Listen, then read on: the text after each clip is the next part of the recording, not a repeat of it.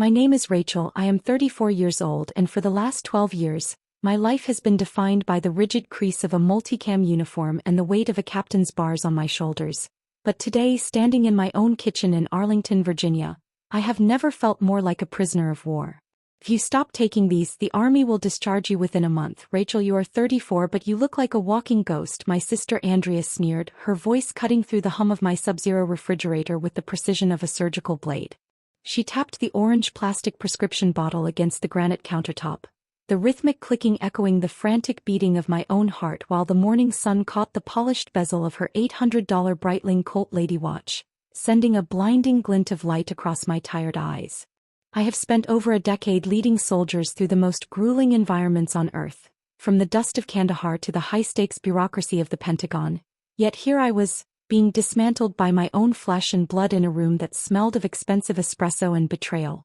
Andrea looked radiant in her tailored theory blazer, her blowout perfect, a stark contrast to my own appearance, which reflected the toll of a 3-month recovery from a training accident that had left me with a shattered tibia and a fractured spirit. "Where are you watching from, and what time is it for you right now?" she asked suddenly, her tone shifting into that eerie, practiced cadence she used when she was performing for an audience I couldn't see, and I realized with a sickening jolt that her phone was propped up against a fruit bowl, the camera lens pointed directly at my trembling hands. I looked down at the bottle of Percocet she was wielding like a weapon, knowing that my medical profile was the only thing keeping my career on life support at Fort Belvoir. And if the command found out I was struggling with the dosage, my 12 years of service would evaporate before the next promotion board. The injustice of it felt like a physical weight in my lungs, the way our parents had always funded her failed boutiques and Mediterranean vacations while I was eating MREs in the dirt. And now she was standing in my house, which I bought with a VA loan and my own sweat, acting as if she were my savior while secretly filming my lowest moment for her social media vultures. I could see the reflection of the record button in her designer watch, a tiny red dot that signaled the beginning of my public execution, and I wondered when my sister had decided that my downfall was worth more than our bond. I reached out to grab the bottle, my fingers brushing against the cold steel of her Breitling, and for a moment, the captain in me wanted to bark an order, to demand she stand down, but the civilian woman inside me was just tired of being the strong one while everyone else picked at my bones. Every bill on the counter, from the $240 Dominion Energy statement to the property tax assessment, seemed to mock me as she continued her monologue about my supposed instability, her words a carefully constructed script designed to make her look like the concerned sibling and me like the unhinged veteran. "I am a captain in the United States Army, a woman who has managed multi-million-dollar logistics and saved lives under fire, yet I was being reduced to a walking ghost by a woman who had never sacrificed anything more than a Saturday night at a wine bar." The air in the kitchen felt thick with the smell of her Jo Malone perfume, a scent that now signaled danger rather than luxury, and as she checked the time on her watch again, I realized this wasn't an intervention, it was a hostile takeover of my reputation. Family is supposed to be the perimeter that never breaks, the final line of defense when the world turns into a battlefield. But as I looked into Andrea's cold, calculating eyes, I realized that sometimes the enemy isn't across the border, she is sitting at your breakfast bar wearing an $800 watch and filming your demise.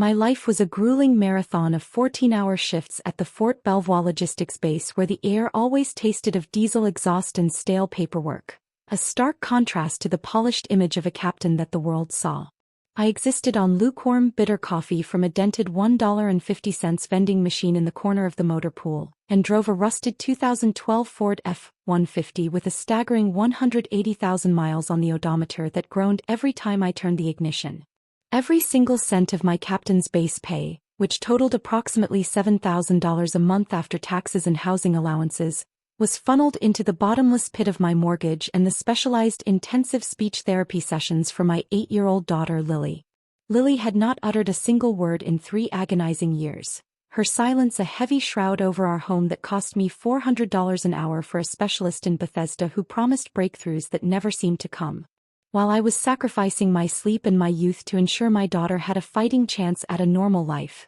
my sister Andrea lived like a parasite in my guest room, claiming the title of style consultant despite having a client list that was functionally non-existent. She paraded around my house in $280 Cole Haan Grand Ambition pumps that clicked rhythmically against my hardwood floors, a sound that grated on my nerves like sandpaper on a raw wound. Andrea didn't contribute a dime to the $350 monthly grocery bill or the skyrocketing Dominion energy costs that came from keeping the house at a precise temperature for Lily's comfort, yet she acted like the family's ultimate savior whenever our parents called. She would describe her exhausting days of looking after my house while I was away on grueling 3-week training rotations at Fort Bragg, neglecting to mention that she spent those days ordering expensive DoorDash meals on my shared credit card and filming her narcissistic lifestyle content in my living room. I would return home covered in the red clay of North Carolina, my joints aching and my mind frayed, only to find Andrea lounging on my West Elm sofa with a glass of $15 Napa Valley Cabernet, criticizing the way I handled my daughter's disability. The injustice of it burned in my throat like the dregs of that vending machine coffee, a constant reminder that while I was building a fortress for my daughter's future, my own sister was busy tunneling under the walls. She was a master of the performance, wearing the mask of the supportive sibling for the camera while she stepped over my exhausted body to reach for another luxury she hadn't earned. I watched her adjust the strap of her designer bag, the hardware gleaming under the kitchen lights, and I realized that the true cost of my service wasn't just the time spent away from Lily, but the way I had allowed a predator to nest in the heart of my home. Family is supposed to be the bedrock you build your life upon, but in my house, the foundation was being eroded by a woman who valued a curated aesthetic more than the silent child sitting in the next room. Every morning I climbed into that vibrating F-150. I felt the weight of her entitlement pressing down on me, a debt I never asked for and a burden I was no longer sure I could carry. The contrast was a jagged glass edge between us. The difference between a woman who understood the price of $1 and a woman who only knew how to spend someone else's blood, sweat, and tears. Family isn't just about the blood in your veins. It is about the hands that help you carry the load, and Andrea's hands were only ever busy holding a camera or a shopping bag. The precise moment my world fractured and reassembled into a terrifying new reality occurred on a humid Tuesday morning at exactly 7:12 a.m. according to the digital clock on my stainless steel KitchenAid range. The house was silent except for the low hum of the central air conditioning struggling against the Virginia heat and the distant sound of Andrea's 2023 white Audi Q5 idling in the driveway as she prepared to leave for another day of doing nothing. She had just swept through the kitchen in a cloud of expensive Chanel No. 5 perfume, leaving 2 beige chalky pills sitting ominously next to my steaming mug of black coffee like a ritualistic offering. My hand was hovering over the ceramic rim, my fingers stiff from a decade of military service and the lingering ache of my training injury, when the impossible happened in the most mundane setting imaginable. Lily, my beautiful 8-year-old daughter who had existed in a world of absolute silence for 3 long agonizing years, walked into the kitchen wearing her favorite faded Gap Kids pajamas and looked me directly in the eyes. Her voice did not crack or waver. It did not sound like the voice of a child who had forgotten how to use her vocal cords, but instead it cut through the morning air with a chilling, perfect clarity that stopped my heart. "Mom, don't take those," she said, her small frame standing rigid against the backdrop of the $4,000 Sub-Zero refrigerator that I was still struggling to pay off. The shock hit me with the force of an IED blast, sending a surge of adrenaline through my nervous system that caused the orange plastic prescription bottle in my other hand to slip from my grip.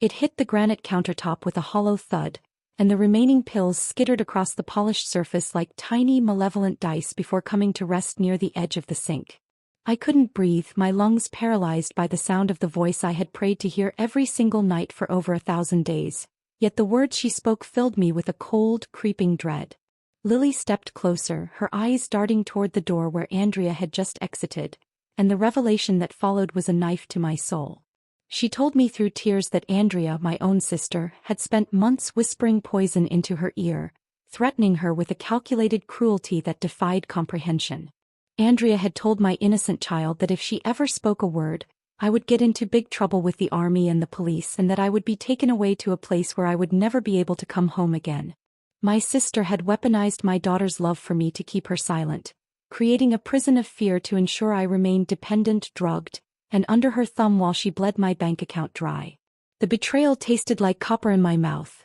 a sharp contrast to the smell of the French roast coffee that was now cooling in the mug I no longer wanted to touch. I realized then that the beige pills weren't my medicine, they were my shackles, and the woman I had shared a womb with had been systematically destroying my daughter's childhood just to maintain her own parasitic lifestyle. Every $400 speech therapy session, every tear I had shed over Lily's silence, and every hour I had spent working myself to exhaustion at the logistics base had been a lie orchestrated by a sociopath in designer clothing. As I pulled Lily into my arms, feeling her small heart racing against my chest, I knew that the captain was back, and the war was no longer in a distant land but right here in my Arlington kitchen. Family isn't just a word you use to describe the people you share DNA with. It is a sacred trust that, once shattered by such a monstrous deception, can never be mended, and as I looked at those chalky pills, I realized that the greatest enemy I ever faced had been sleeping in my guest room all along.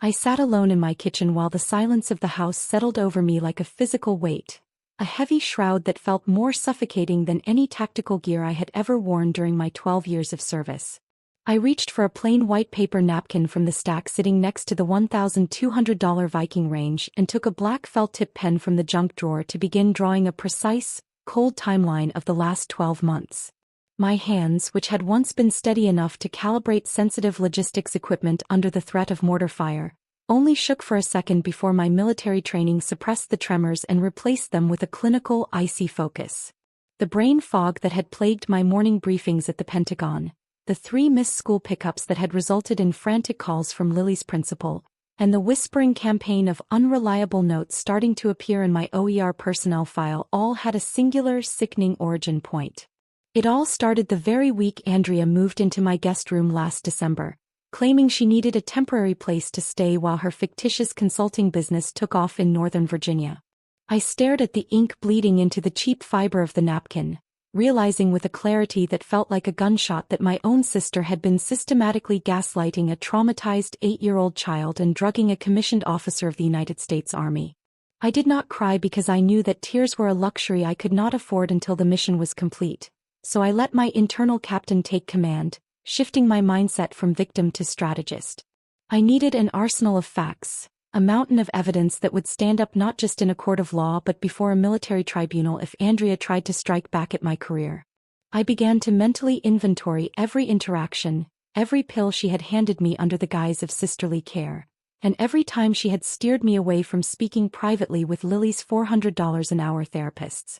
I looked at the $350 monthly grocery bills where I had noticed odd charges for supplements I didn't recognize and the $2,800 monthly mortgage payment that I had been struggling to meet while she lived here for free, realizing she was draining my life force to fuel her own vanity. My military training kicked into a high-intensity gear, reminding me that the first step in any counterinsurgency is to gather intelligence and map the enemy's movements without alerting them to your awareness. I realized that the beige, chalky pills still sitting on my granite counter were more than just chemicals. They were physical evidence of a crime against my person and my rank. I walked over to my 2012 Ford F-150 parked in the driveway, its high-mileage engine cooling in the morning air, and retrieved a small evidence bag I kept in my emergency kit to secure the samples for private testing at a lab in Richmond. I was a captain in the U.S. Army, a woman who had survived the most hostile environments on the planet, and I had allowed a predator to sleep in the room next to my daughter for nearly a year. The injustice of it burned like a flare in the dark, illuminating the absolute necessity of a scorched earth policy when it came to protecting my child and my honor. Family is supposed to be the armor that protects you from the world, but when the armor itself starts to crush your ribs and poison your blood, you have no choice but to strip it off and fight with everything you have left. I would not sleep, I would not falter, and I would not stop until I had every receipt, every recording, and every truth documented to ensure that Andrea never set foot in a house with a child or a soldier ever again. Family is a bond of loyalty, not a license for abuse, and as I tucked that napkin into my pocket, I knew the battle for my life and Lily's voice had finally truly begun. I did not confront her when she returned to the house because my military training had taught me that a premature strike is the quickest way to lose a war, so I maintained a mask of exhausted compliance while my heart hammered a frantic rhythm against my ribs. I grabbed my keys to the 2012 Ford F-150 and drove straight to the Alexander T. Augusta Military Medical Center at Fort Belvoir, where I bypassed my usual clinic to request an immediate and comprehensive toxicology screen and secret blood labs under the guise of an acute reaction to my prescribed physical therapy regimen. While I waited for the phlebotomist to draw 4 vials of dark red evidence from my arm, I sat in the sterile plastic chair of the waiting room staring at a flickering fluorescent light and calculating the exact cost of my sister's presence in my life, which exceeded the $3,000 of credit card debt she had racked up in my name. Once I returned to the house and ensured Andrea was out at a supposed styling appointment at the Tyson's Corner Center, I entered Lily's bedroom, where the scent of lavender laundry detergent usually provided a sense of peace that was now replaced by a cold clinical suspicion. I began a systematic room clearance, starting with the bookshelf and moving to the white laminate desk I had bought for her 6th birthday, and it was there behind a loose drawer that had always stuck slightly that I found the physical manifestation of my sister's malice. Hidden in the dark gap of the furniture were what Lily had called the scary papers, which consisted of several sheets of yellow legal pad paper covered in Andrea's frantic looping handwriting detailing specific dosage ranges for sleep disruption and cognitive impairment. My eyes blurred as I read the technical notes on how to keep a grown woman in a state of perpetual brain fog without triggering a full medical emergency, and my blood turned to ice when I pulled out the final set of documents, which were professionally printed legal forms for temporary guardianship of a minor. Andrea was not merely a lazy houseguest or a manipulative sibling, she was a predator who had been meticulously orchestrating a legal takeover of my entire existence, including my daughter and my military pension, while I was distracted by the very symptoms she was inducing. The documents listed my supposed instability and frequent deployments as grounds for her to step in as the primary caregiver, a move that would have stripped me of my parental rights and likely ended my 12-year career with an administrative discharge. I looked at the handwriting and the official seals on the forms, realizing that she had been spending her afternoons not at boutiques but at a law office in Alexandria, plotting to steal the only thing that mattered to me. The betrayal was so absolute that it felt like a physical blow to my chest, making the $65,000 equity in my home seem like a pittance compared to the psychological warfare she had waged against an 8-year-old child. I photographed every single page with my phone, ensuring the GPS metadata and timestamps were captured for the JAG officers I would be visiting next, because I knew that in the army, if it isn't documented, it didn't happen. My sister had underestimated the very soldier she was trying to destroy, and as I replaced the drawer, I felt a cold, predatory calm settle over me that I hadn't felt since my last tour in a combat zone. Family is the foundation of your world, but when that foundation is built on a lie and reinforced with poison, you have to tear it down to the studs to save the people inside. I was no longer just a mother or a sister, I was a captain with a target in my sights and a mountain of evidence that would ensure Andrea's $800 Breitling was the only thing she had left when the smoke cleared. I sat on the edge of Lily's bed, gripping the edge of the mattress, and realized that the silence in this house was finally over, because I was about to make enough noise to bring the entire world down on Andrea's head. For the next 7 days, I delivered the most convincing performance of my 34 years, transforming myself into a ghost of a woman while my tactical mind sharpened into a razor-edged blade. I played the part of the crumbling soldier with a precision that would have made a professional actor weep, maintaining a glazed look in my eyes and a slight tremor in my hands whenever Andrea was watching. Every morning and every evening, I would accept the beige chalky pills from her manicured hands, pretending to swallow them with a weary smile before retreating to my bedroom, where I carefully tucked them into a hollowed-out copy of a vintage military manual hidden on my bookshelf. I watched through the cracked door as Andrea's smiles grew wider and more predatory, her confidence swelling as she spent hours on her $300 iPhone 15 Pro making concerned calls to my commanding officer at the logistics base. I could hear her hushed, theatrical whispers echoing through the hallway as she spoke to Lieutenant Colonel Miller, weaving a treacherous narrative about my deteriorating mental state and my supposed inability to distinguish reality from delusion. She was building a paper trail of my destruction, painting herself as the selfless martyr carrying the burden of her broken sister, while I was silently gathering my own ammunition in the shadows of my own home. By Thursday, she decided to host what she called a family support dinner for the following Sunday, a grand theatrical production designed to be the final nail in my professional coffin. She invited 15 people, including our distant cousins from Richmond and my prying neighbors from across the street, under the guise of celebrating my recovery and showing me that I had a village behind me. In reality, it was a public execution disguised as a dinner party, a curated event where she intended to showcase my instability in front of witnesses so that no one would question her when she finally moved for guardianship. She spent over $600 of my own money on catering from an upscale Italian bistro and floral arrangements of white lilies and hydrangeas that made the dining room look more like a funeral parlor than a celebration. I watched her coordinate the evening with the efficiency of a general, her $800 Breitling watch catching the light as she directed the delivery drivers and arranged the bone china I had inherited from our grandmother. Each time she patted my hand and told me how much she loved me, I felt a surge of cold, crystalline fury that threatened to break my composure, but I kept my breathing steady and my movements slow. I let her think she had won, let her believe that the captain was gone and only a shell remained, while I was secretly coordinating with a JAG attorney and a private laboratory to finalize the evidence of her betrayal. The house smelled of expensive garlic and rosemary, a scent that became synonymous with the stench of her lies as the Sunday deadline approached. Lily remained my silent ally, watching from the corners of the rooms with wide, knowing eyes as her aunt played the role of the benevolent savior for the benefit of the neighborhood gossip mill. I knew that this dinner was meant to be my social and professional wake, a public display of my supposed frailty that would make my eventual discharge from the army seem like a mercy rather than a crime. But as I helped Andrea set the table, placing the heavy silver forks exactly where she wanted them, I realized that she was setting the stage for her own downfall, not mine. Family is supposed to be the one place where you don't have to keep your guard up. But in this house, the dining table had become a front line, and the guests were about to witness a counteroffensive they would never forget. I looked at the guest list and the menu, seeing the calculated way she had positioned herself at the head of the table, and I felt a sense of predatory calm because I knew that by the time the dessert was served, the truth would be the only thing left on the menu. Every smile she gave me was another piece of evidence. Every concerned phone call was another line in her own indictment, and as the sun began to set on that final Saturday, I knew the time for play acting was over.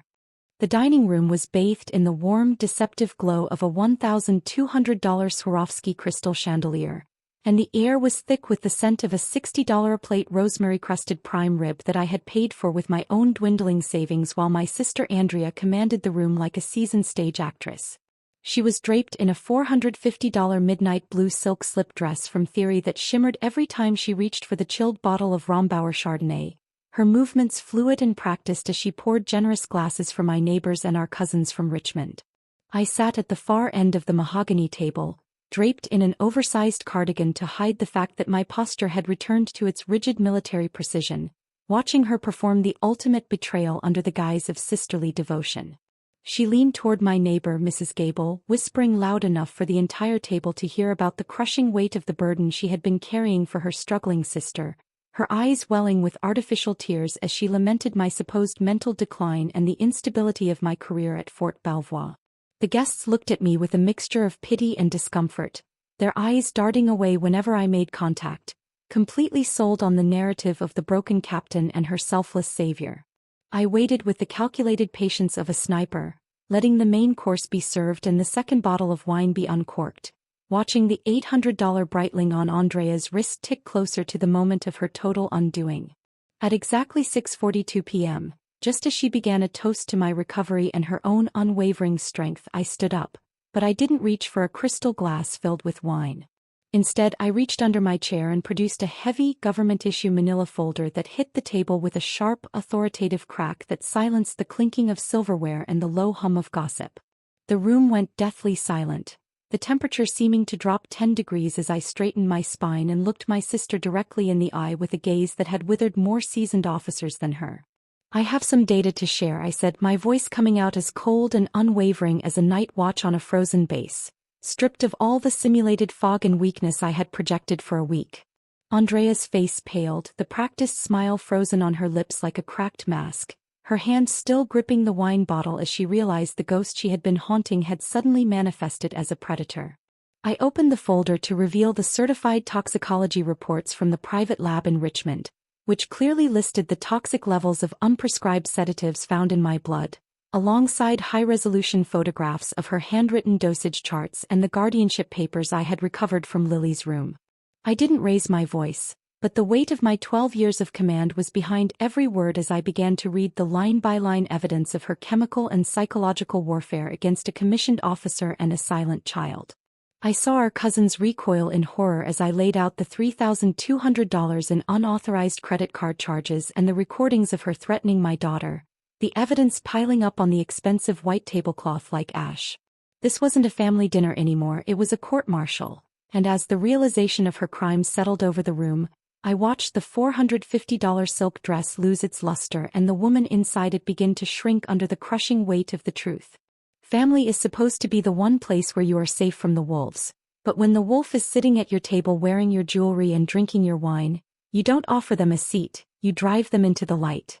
I looked at the shocked faces of my neighbors and felt a sense of grim satisfaction because the captain wasn't just back, she was the only one left standing in the wreckage of my sister's ambition. I did not raise my voice or resort to the frantic shouting Andrea clearly expected because my 12 years of military discipline had taught me that the most devastating strikes are delivered with a calm, surgical precision that leaves no room for retreat. With the steady hands of a captain who had managed million-dollar logistics under the threat of mortar fire, I stood at the head of my mahogany dining table and began to distribute crisp, photocopied packets to every single guest, including my horrified cousins and the neighbors who had just been listening to my sister's lies. The room was deathly quiet as they looked down at the official toxicology reports from the private lab in Richmond, which clearly highlighted the dangerous, unprescribed levels of sedative hypnotics that had been secretly introduced into my system while I was recovering from my training injury. I watched the color drain from Andrea's face, her $450 silk dress suddenly looking like a cheap costume as I followed up by sliding the drafted guardianship papers across the white linen tablecloth for everyone to see. These were not the actions of a concerned sister but the calculated blueprints of a predator who intended to strip me of my parental rights and my 34-year-old life while I was drugged into compliance in my own home. However, the most powerful moment of the evening, the one that shattered the last remnants of Andrea's carefully constructed facade, came when Lily stood up from her chair and broke 3 years of coerced silence in front of the entire assembly. My 8-year-old daughter looked directly at her aunt and spoke with a haunting crystalline clarity that chilled the marrow of my bones, stating that Aunt Andrea told her I would disappear just like her father did if she ever dared to speak a word. The sound of a heavy silver fork hitting a fine bone china plate was the only noise in the room, a sharp metallic ring that punctuated the absolute end of my sister's reign of terror. One by one, our relatives and neighbors turned their backs on Andrea, their previous pity for me transforming into a cold, hard disgust directed at the woman wearing an $800 Breitling watch bought with the blood and sweat of a soldier she tried to destroy. Andrea sat frozen, her hand still gripping a glass of expensive Chardonnay that now looked like vinegar in her hand, as she realized that her audience had vanished and her style consultant persona had been stripped away to reveal a monster.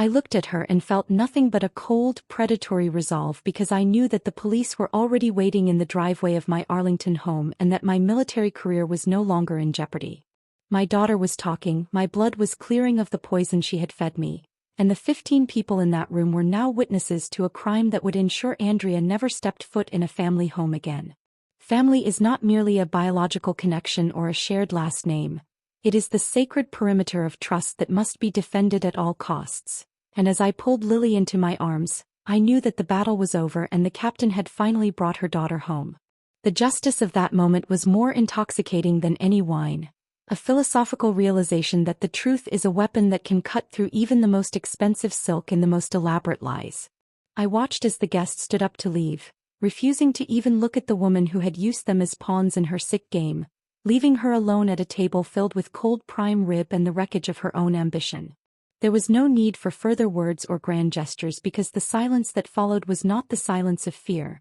but the silence of a victory that had been hard-won in the trenches of my own kitchen. Family is who stays when the mask falls off, and as the front door closed behind the last witness, I knew that Andrea was already a ghost in the life she had tried so desperately to steal from me.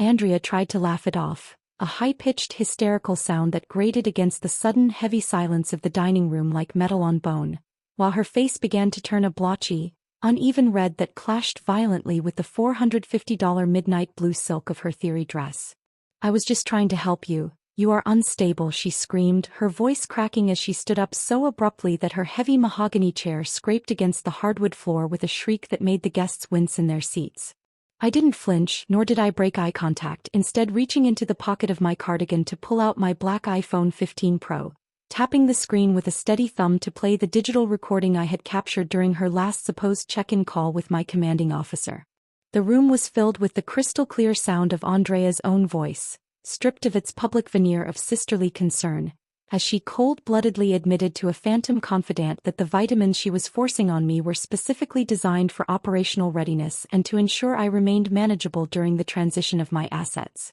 My neighbor, Mark, who served as a senior JAG lawyer at the Pentagon and had seen every form of domestic and military deception imaginable, reached out and took the manila folder from the table, his eyes scanning the handwritten dosage charts and the printed guardianship forms with a clinical, terrifying focus. He looked up at Andrea, his expression as hard as a marble headstone, and told her in a voice devoid of any neighborly warmth that she had exactly 20 minutes to go upstairs to the guest room and pack her designer suitcases before the Arlington County police officers I had already summoned arrived at the front door. The desperation in Andrea's eyes was a sight I would never forget, a mixture of trapped animal panic and the sudden realization that her $800 Breitling was now ticking down the seconds of her freedom in a house that no longer belonged to her narrative. She looked around the table for an ally, but my cousins were staring at their plates in shame and my neighbors were already standing up to create a physical barrier between her and my daughter Lily. I watched as she realized the $600 catering and the $150 floral arrangements were now just the stage dressing for her own public arrest, her status as a style consultant dissolving into the reality of a criminal who had poisoned a soldier and silenced a child. She scrambled toward the stairs, her $280 Cole Haan heels clicking frantically against the floor, a sound that lacked all the previous confidence it had carried just an hour before when she thought she had successfully buried me alive. I stood there, holding Lily's hand, and felt the weight of the 12-year career I had fought to save finally stabilizing as the truth purged the last of the air from the room. My military training had taught me how to identify a threat and neutralize it, but it hadn't prepared me for the hollow ache of realizing my own sister was the insurgent in my home, though as I looked at Mark nodding to me in professional solidarity, I knew the perimeter was finally secure. Family is supposed to be the one place where the war doesn't follow you, but when it does, you have to be prepared to burn the bridge to save the city. I looked at the digital clock on the oven, seeing it was now 7:15 p.m., and realized that for the first time in a year, the air in my house was clean, the poison was identified, and the silence that followed Andrea's frantic packing was the most beautiful sound I had ever heard. I didn't need a medal or a promotion to know I had won the most important battle of my life, and as the distant blue and red lights began to reflect off the Swarovski chandelier, I knew that the captain and her daughter were finally out of the line of fire. Every cent of my salary, every hour of Lily's therapy and every mile on my old Ford F-150 were now dedicated to a future that Andrea would never be a part of again, and that was the only justice I required. The aftermath of that Tuesday morning and the disastrous dinner party was swift and uncompromising, as if the universe itself had decided to execute a court-martial on my behalf to restore the order I had nearly lost. My sister Andrea's fraudulent style consulting business, which had always been a house of cards built on my credit and her narcissism, collapsed into dust within 48 hours once the Arlington community and her few social climbing clients learned she had been systematically drugging a commission service member. She was forced to vacate my guest room under the cold, watchful eyes of the local police and has since been reduced to living in a cramped, $600-a-month studio apartment on the outskirts of the city where the walls are thin and the prestige she craved is non-existent. According to the legal notices that still occasionally arrive at my door by mistake, she now owes a staggering $12,400 in back rent and legal fees, a debt that her designer Breitling watch could never hope to cover even if she pawned it for every cent of its resale value.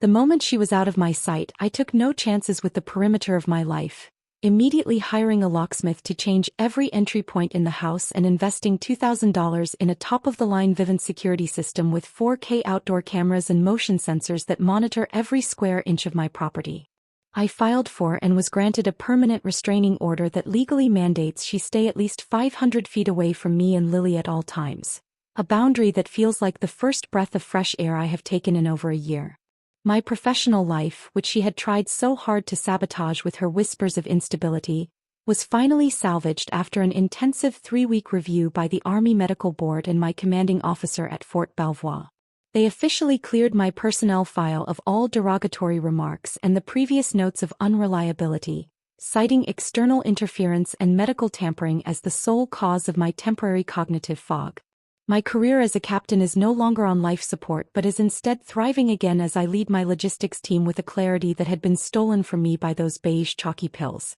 More importantly, the house no longer smells of her Jo Malone perfume or the stagnant air of her deception, but instead, it is filled with the sound of Lily's voice, which grows stronger with every passing day of her $400-hour therapy sessions. I look at my old Ford F-150 in the driveway, still clicking with the heat of a hard day's work, and I realize that the 180,000 miles on its odometer are a testament to my endurance while Andrea's lifestyle was just a fleeting mirage. The $2,800 mortgage and the high cost of living in Northern Virginia no longer feel like a crushing weight because the parasitic drain on my bank account has been surgically removed. I have learned through this ordeal that family is not a status conferred by birth but a rank earned through loyalty, protection, and the courage to stay when the truth becomes difficult to hear. Andrea is a ghost of a past I have worked hard to bury, while I am a soldier who has reclaimed her command and a mother who has finally secured her child's future. The silence in my kitchen is now a peaceful one,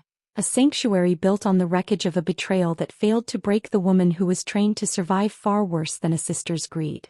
As I sit at my granite counter looking at the clean space where the pills once sat, I know that justice isn't always a gavel in a courtroom. Sometimes, it is simply the sound of your own front door locking against a predator and the voice of your daughter saying goodnight. Now, for the first time in what feels like an eternity of tactical maneuvering and psychological warfare, my home in Arlington actually feels like a sanctuary rather than a battlefield. The suffocating chemical fog that once clouded my every waking thought has finally dissipated, replaced by a sharp, crystalline clarity that allows me to wake up at 5 a.m. every single morning with a head that feels as light as the Virginia air before the humidity sets in. I no longer reach for a bottle of pills on the granite counter with trembling fingers, but instead, I reach for the handle of my cast-iron skillet to make breakfast for the daughter who has finally found her voice. Lily does not stop talking now, her words flowing like a river that had been dammed up for 3 years, and she spends our mornings enthusiastically detailing her elaborate second-grade school projects or the high-stakes drama of the girl who stole her neon green markers during art class. We recently spent $3,500 on a magnificent new cedar playground for the backyard, complete with a rock wall and a high-velocity slide, utilizing the very money that used to vanish into the black hole of Andrea's manufactured emergencies and predatory demands. Watching Lily climb those wooden rungs under the watchful eye of my new $2,000 security system brings a sense of peace that no amount of military medals could ever provide.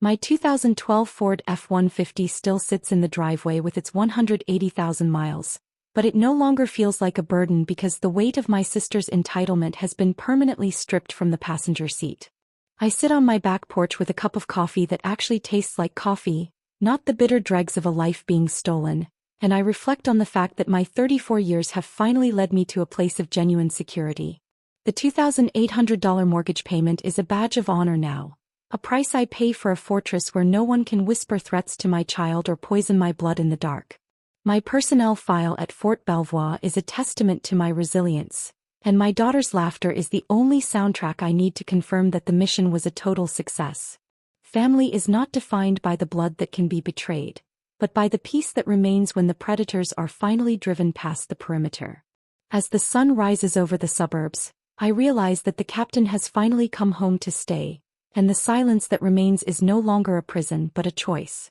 Every cent of my captain's salary is now a brick in the wall of Lily's future, and as I watch her play, I know that the greatest victory I ever won wasn't on a map in a briefing room, but right here in my own backyard. We are safe, we are solvent, and most importantly, we are finally heard. This is the moral of the story that I carry with me into every morning briefing and every bedtime story. Family is who stays when the truth comes out, and the truth has set us free.